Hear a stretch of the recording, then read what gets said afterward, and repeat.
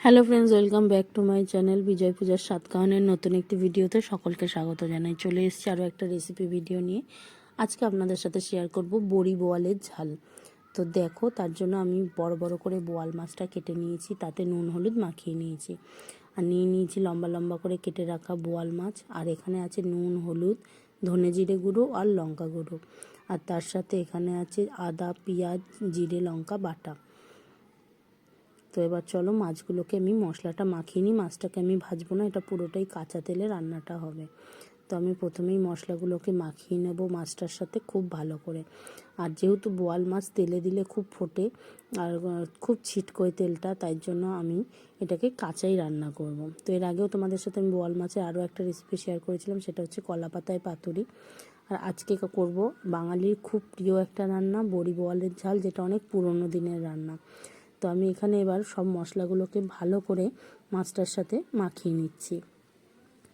তো দেখো, এই মশলার পুরো মশলা এই মশলাতেই রান্না হবে, আলাদা আর কিছু মশলা দেব না।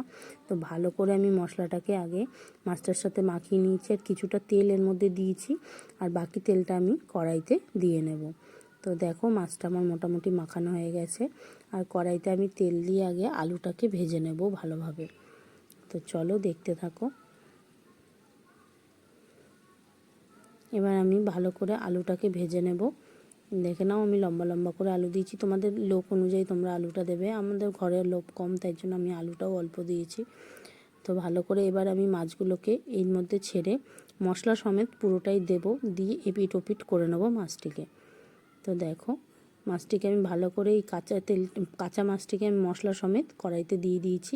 ভালো করে তেলটা গরম হয়ে নিতে হবে, সেটা একটু খেয়াল রাখবে, নাহলে মাছগুলো সব ভেঙে যাবে।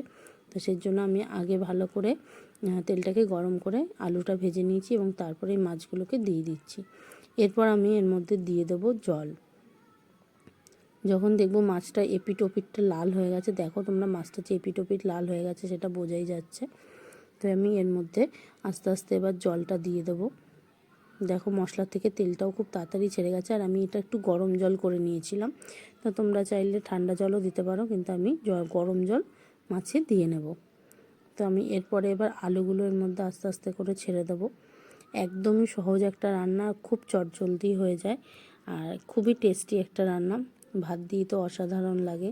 তো লাঞ্চে যদি এরম একটা ভাতের সাথে আর এরম একটা মাছের ঝোল থাকে, জাস্ট আর কিছু লাগবে না।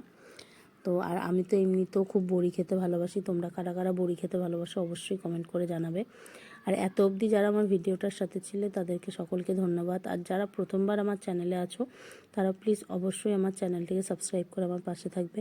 পাশে থাকা বেল আইকনটিকে ক্লিক করে দেবে, যাতে আমার ভিডিওর আপডেট সকলের আগে তোমাদের কাছে পৌঁছে যায়।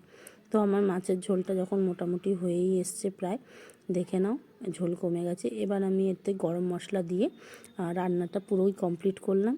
আর কেমন লাগলো অবশ্যই জানিও। মাঝখানে আমি বড়িগুলোকে নামানোর একটু আগে দিয়ে দিয়েছি, হয়তো সেখানে ক্লিপটা আর নেওয়া হয়নি। তো আমার রান্না